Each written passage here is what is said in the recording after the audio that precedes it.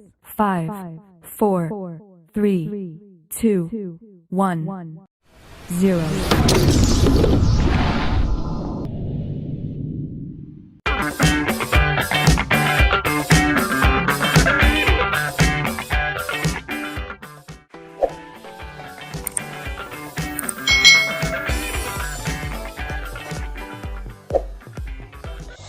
Hai.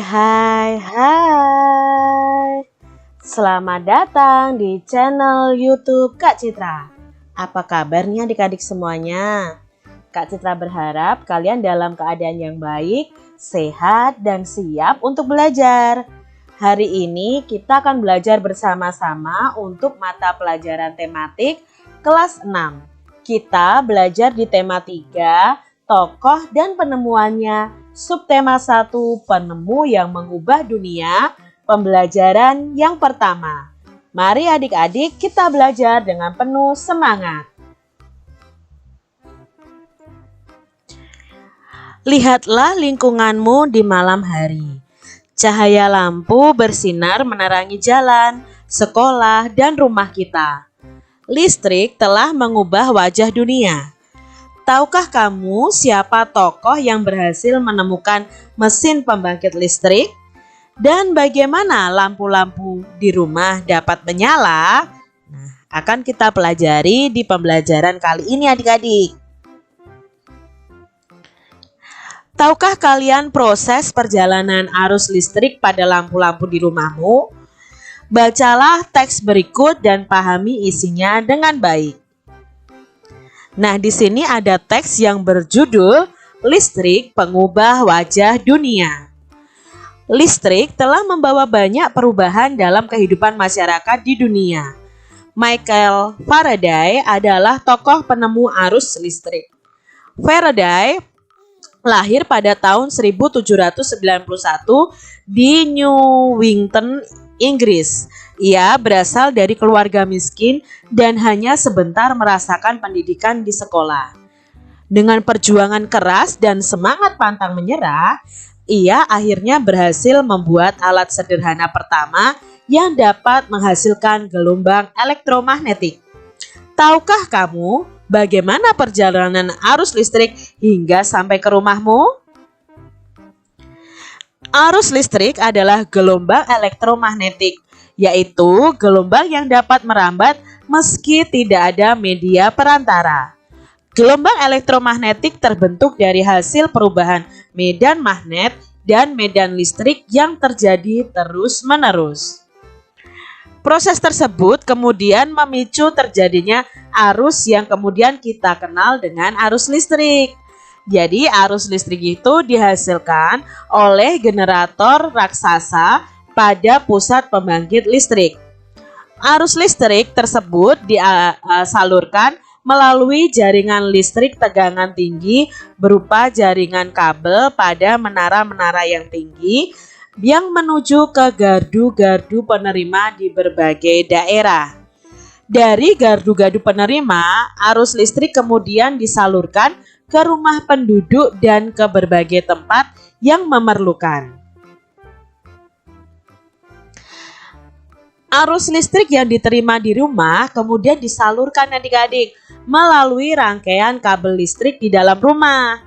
Rangkaian kabel tersebut umumnya berada di atap untuk tempat dudukan lampu atau di dinding rumah untuk saklar dan colokan listrik, tempat menghubungkan beragam peralatan elektronik seperti televisi, kipas angin, dan kulkas. Rangkaian listrik di dalam rumah dapat berupa rangkaian seri atau rangkaian paralel. Rangkaian seri dan paralel merupakan jenis-jenis rangkaian yang dipakai untuk menyambungkan dua ataupun lebih komponen listrik sehingga menjadi satu kesatuan yang utuh. Bila dilihat dari cara penyusunannya, rangkaian seri disusun dengan cara bersambung. Nah, seperti ini adalah gambar contoh rangkaian seri atau dibuat dengan cara sejajar. Sedangkan rangkaian paralel itu disusun secara berderet seperti ini. Contoh rangkaian seri dalam kehidupan kita sehari-hari adalah lampu senter. Rangkaian seri yang disusun seri ini pada lampu senter adalah baterai karena hanya terdapat satu lampu pada senter. Hal tersebut yang menyebabkan lampu senter menyala sangat terang. Namun di sini baterainya akan cepat habis adik-adik. Rangkaian seri dan paralel juga bisa ditemui pada lampu-lampu di rumah kita. Betapa pentingnya ya adik-adik ya peranan listrik bagi kehidupan manusia. Tanpa listrik tentunya kita akan mendapatkan banyak kesulitan dalam mengerjakan aktivitas sehari-hari. Namun demikian kita juga harus tetap bijaksana menggunakan listrik dalam kehidupan sehari-hari.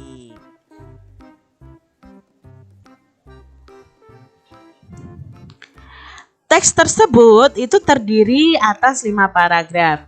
Kita akan menjawab pertanyaan berikut berdasarkan paragraf pada teks tersebut. Nah, untuk paragraf pertama, pertanyaannya adalah apa topik masalah yang akan disampaikan oleh penulis? Nah, di paragraf pertama ini, topik masalah yang disampaikan penulis adalah tentang penemuan arus listrik oleh Michael Faraday. Lalu paragraf kedua, yang pertama yang A, apa yang kamu ketahui tentang arus listrik? Ya, arus listrik adalah gelombang elektromagnetik atau gelombang yang mampu merambat walau tanpa media perantara. Masih di paragraf yang kedua, bagaimana proses perjalanan arus listrik dari pusat pembangkit hingga sampai di rumah penduduk? Itu jelaskan secara berurutan. Nah, di sini kita akan jelaskan secara berurutan bagaimana sih perjalanan arus listrik dari pusat pembangkit hingga di rumah penduduk. Arus listrik yang dihasilkan dari generator di pusat pembangkit listrik disalurkan melalui kabel jaringan listrik tegangan tinggi berupa menara-menara yang tinggi menuju gardu penerima di berbagai daerah. Kemudian arus listrik disalurkan menuju ke rumah penduduk dengan berbagai tempat yang memerlukan. Ini tadi adalah urutan dari perjalanan arus listrik dari pusat pembangkit hingga sampai ke rumah penduduk. Lalu di paragraf ketiga ada pertanyaan seperti ini. Apa yang terjadi dengan arus listrik saat tiba di rumah warga? Jelaskan secara berurutan. Nah, di sini Kak Citra coba jelaskan secara berurutan. Saat tiba di rumah warga, arus listrik mengalir ke rangkaian kabel listrik di dalam rumah. Nah, rangkaian ini biasanya berada di atap untuk tempat dudukan lampu atau di dinding untuk saklar dan colokan listrik untuk digunakan pada peralatan elektronik. Masih paragraf ketiga, apa manfaat arus listrik setelah sampai di setiap rumah warga? Nah, manfaatnya banyak sekali, ya untuk dihubungkan ke berbagai peralatan elektronik seperti kipas, televisi, kulkas, dan lain sebagainya.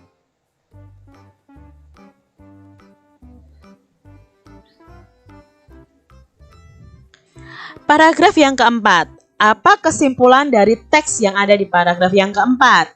Nah, kesimpulannya adalah penggunaan rangkaian seri pada lampu senter dapat membuat nyala lampu senter lebih terang, namun menyebabkan baterai cepat habis.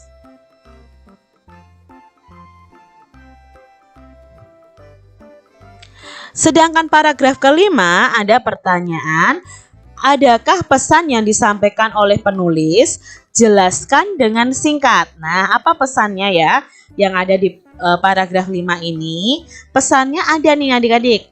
Listrik berperan penting bagi manusia.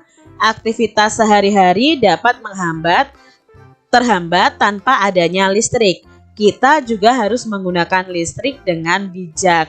Nah, itu tadi pesan yang disampaikan penulis di paragraf 5. Bongkarlah senter yang kamu miliki. Amati komponen-komponen yang terdapat pada senter seperti berikut ini. Ini adalah contoh dari senter yang dibongkar ya adik-adik ya. Ada beberapa komponen yang bisa kita lihat. Nah, komponen yang pertama, gambar yang pertama ini adalah baterai. Baterai ini fungsinya sebagai penyuplai arus listrik. Lalu yang kedua ini adalah reflektor. Nah, reflektor ini untuk memfokuskan cahaya lampu senter. Biasanya di sini terletak lampunya adik-adik. Lalu yang ketiga ini disebut logam penghantar. Ini untuk menghantarkan arus listrik dari baterai menuju ke lampu. Yang keempat ini disebut saklar ya, on off-nya, untuk menghubungkan dan memutus arus listrik yang mengalir ke lampu. Itu tadi bagian-bagian dari senter. Jika komponen-komponen utama tersebut dirangkaikan untuk membuatnya kembali menyala, maka akan tampak seperti ini adik-adik. Ini kalau sudah disusun ya. Jika kepala senternya dibongkar atau reflektornya dibongkar, kemudian dirangkaikan kembali hanya dengan menggunakan lampu, maka tampaknya seperti berikut ini. Jadi ini tidak ada reflektornya, hanya ada lampu, lalu baterai, lalu lempengan penghantar ya, lalu di sini ada saklarnya atau untuk on off-nya. Bagaimana posisi lempengan logam untuk membuat lampu menyala?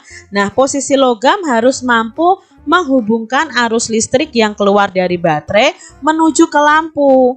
Satu ujung logam harus menyentuh ke terminal baterai dan satu ujungnya lagi harus terhubung ke terminal lampu sehingga membentuk rangkaian yang tertutup.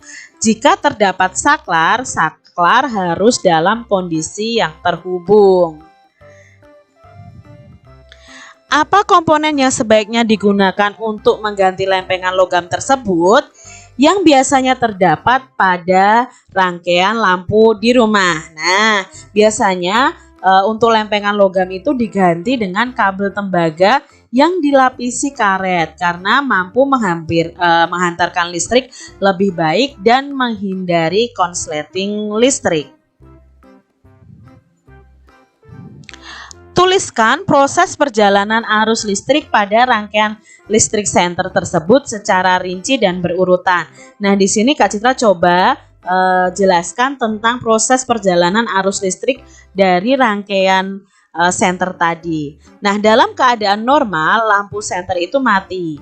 Jika saklar dihidupkan, arus listrik yang tersimpan pada baterai akan mengalir dari terminal positif baterai menuju saklar. Lalu arus listrik akan mengalir menuju lampu sehingga lampu senter menyala. Dari lampu, arus listrik mengalir kembali ke terminal negatif baterai. Begitu seterusnya dan akan berhenti jika saklar dimatikan. Ini tadi adalah perjalanan arus listrik pada rangkaian listrik di senter. Nah, sekarang kita bisa mencoba membuat rangkaian senter sederhana seperti senter tadi adik-adik ya. Kalian bisa tentukan alat dan bahan yang diperlukan untuk membuat satu rangkaian sederhana. Jadi kalian bisa menuliskan apa sih alat dan bahan yang digunakan untuk membuat rangkaian listrik sederhana ini. Nah, alat dan bahan yang kita gunakan adalah pertama papan triplek, itu sebagai alas rangkaian. Lalu baterai ya, baterainya 1,5 volt itu sebagai sumber listriknya. Lalu dudukan baterai sebagai dudukan baterainya. Ada bolam atau lampu ya sebagai penghasil cahayanya. Fitting lampu juga, kabel, saklar, solasi, lem dan sebagainya. Lalu alat yang digunakan adalah tang dan cutter, itu untuk memotong kabel dan menyambungkan kabel serta untuk mengupas kabel. Nah, kalian nanti bisa rangkai menjadi rangkaian seri atau paralel sesuai tadi senter tadi ya, itu yang paling mudah. Nah, listrik adalah salah satu penemuan yang sangat penting. Ayo kita bahas lebih lanjut tentang penemuan listrik dan pengaruhnya terhadap kehidupan dan peradaban manusia.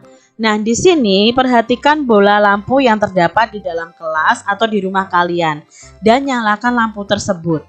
Menurutmu apa sih perbedaan antara masa sebelum ada listrik dan setelah ada listrik? Nah, sebelum ada listrik Ini ya Kak Citra coba kemukakan pendapat Kak Citra sebelum ada listrik dan setelah ada listrik. Jadi sebelum ada listrik, mengambil airnya menggunakan timba. Penerangan yang kurang pada malam hari. Jadi malam hari itu gelap adik-adik. Tidak bisa berkomunikasi jarak jauh. Menyejukkan diri dengan kipas manual yang pakai tangan itu adik-adik ya. Lalu menghaluskan bumbu dengan ditumbuk. Tapi setelah adanya listrik, kita bisa menggunakan pompa air elektrik. Pada malam hari tidak gelap ya, karena ada penerangan yang cukup. Bisa berkomunikasi jarak jauh dengan telepon, menggunakan kipas angin, bahkan AC saat ini. Bisa menghaluskan bumbu dengan blender ya, dengan blender elektrik. Nah ini menurut Kak Citra perbedaan antara masa sebelum ada listrik dan setelah ada listrik. Kalian bisa tambahkan ya masing-masing bagaimana sih situasinya saat sebelum ada listrik dan setelah ada listrik. Sekarang amati lingkungan di sekitarmu. Temukan sebanyak mungkin pengaruh listrik dalam kehidupan di bidang sosial dan budaya di lingkungan tempat tinggalmu. Kamu dapat menggunakan tabel hasil diskusi kelompok atau melakukan wawancara nih dengan siapapun ya adik-adik ya. Guru, pegawai sekolah, petugas, orang tua bisa kalian wawancarai tentang pengaruh listrik dalam kehidupan di bidang sosial dan budaya. Lalu tuliskan dalam peta pikiran berikut. Jadi pengaruh listrik terhadap kehidupan masyarakat di lingkungan. Nah, nanti ada tabel sebelum ada dan setelah ada listrik. Lalu kalian bisa sebutkan setrika sebelum ada listrik itu pakainya setrika arang. Kalau sudah ada listrik pakainya setrika listrik. Nah, terus kalau dulu orang itu memakai lesung untuk menggiling sesuatu atau mengupas sesuatu. Sekarang memakai blender atau penggiling. Dulu pakai kipas besek atau kipas yang pakai tangan itu. Sekarang pakai kipas elektrik. Dulu pakai lampu minyak adik-adik. Itu lebih boros itu adik-adik. Sekarang pakai lampu listrik. Dulu orang memberikan pengumuman pakai kentongan. Sekarang orang memberikan pengumuman lewat speaker. Nah, ini perbedaan sebelum ada listrik dan setelah ada listrik. Demikian tadi adik-adik pembahasan kita di mata pelajaran tematik kelas 6 tema 3 subtema 1 pembelajaran yang pertama. Maaf ya agak panjang, biasanya kalau di pembelajaran 1 itu materinya agak lebih banyak. Sampai jumpa lagi di video pembelajaran Kak Citra selanjutnya. Tuhan memberkati. Jangan lupa tekan tombol subscribe, lalu tekan loncengnya, tekan juga tombol like, lalu share ke media sosial kalian. Jangan lupa untuk ikuti media sosial Kak Citra. Terima kasih.